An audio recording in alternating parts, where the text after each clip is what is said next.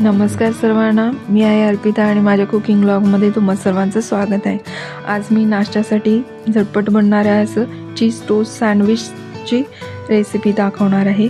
त्याच्यासाठी मी इथं 3 मोठे कांदे घेतलेले आहेत. ते एकदम बारीक बारीक असे काप करून घ्यायचे आहेत आपल्याला. आणि ते पॅनमध्ये तेल 1 ते 2 पळी होईल एवढंच घ्यायचं आहे, कांदा फ्राय होण्यापुरतंच.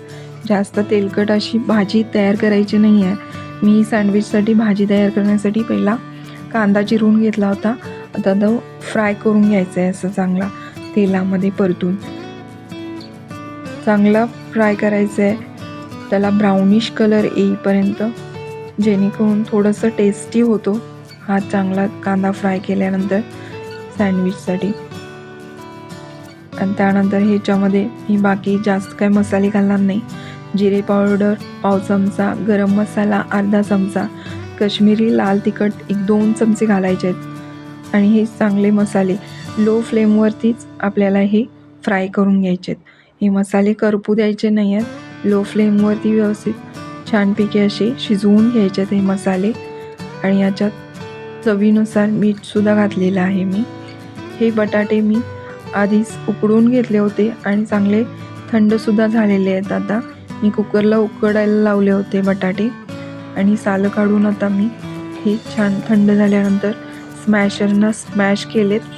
आणि ह्या भाजीमध्ये कांद्यामध्ये जो कांदा परतला होता त्याच्यामध्ये आता हे सगळं मिक्स करायचं आहे. चांगले बटाट्यामध्ये मिरची पावडर, गरम मसाला ते मिक्स होण्यासाठी चांगलं मिक्स एकत्र करायचं आहे.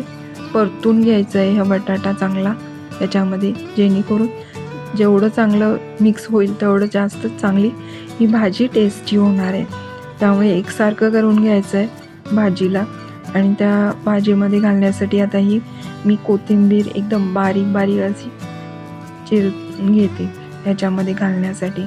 कोथिंबीरमुळे खूप छान असं टेस्ट येते ह्या भाजीला.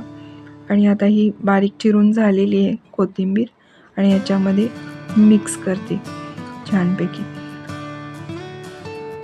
आता ही भाजी आपली तयार आहे टोस्ट सँडविचची. आणि आता टोस्ट सँडविचचा जो ब्रेड आणला होता,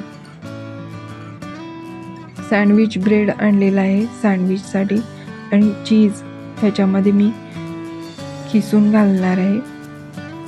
आता ही भाजी चांगली मिक्स केलेली आहे कोथिंबीर घालून आणि साईडला ठेवून देते.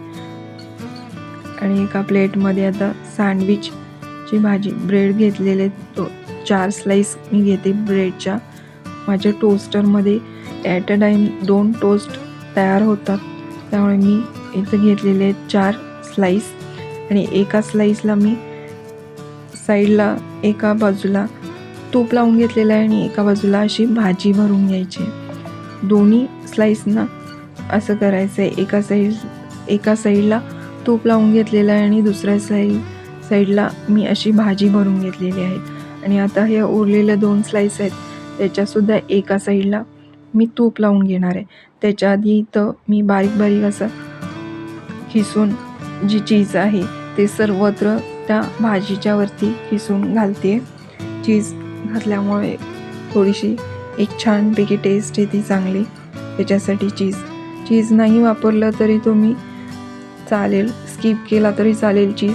नुसती भाजी आणि हे ब्रेडचे स्लाईस ह्याच्यामुळे पण खूप छान टोस्ट तयार होतात. चीज नाही घातलं तरी चालेल. आता ह्या ब्रेडच्या स्लाईसला एका साईडला मी हे असं तूप लावलेलं आहे. तुम्ही बटरसुद्धा वापरू शकता. मी आता घरातलं तूप होतं तेच वापरलेलं आहे. आणि हा टोस्टर इलेक्ट्रिकल टोस्टर आहे. त्याच्यामध्ये दोन्ही बाजूला 2 सँडविच असे ठेवून देते मी. आणि आता बंद करून 2 मिनटातच हे बटन ऑन केल्यानंतर ऑरेंज लाईट लागते आणि टोस्ट तयार झाल्यानंतर याचा ग्रीन लाईट होते. आणि आता हे टोस्ट तयारच आहेत. पाहू शकता एकदम ब्राउनिश कलर आलेला आहे. चांगले फ्राय झालेले आहेत, टोस्टरमध्ये टोस्ट झालेले आहेत.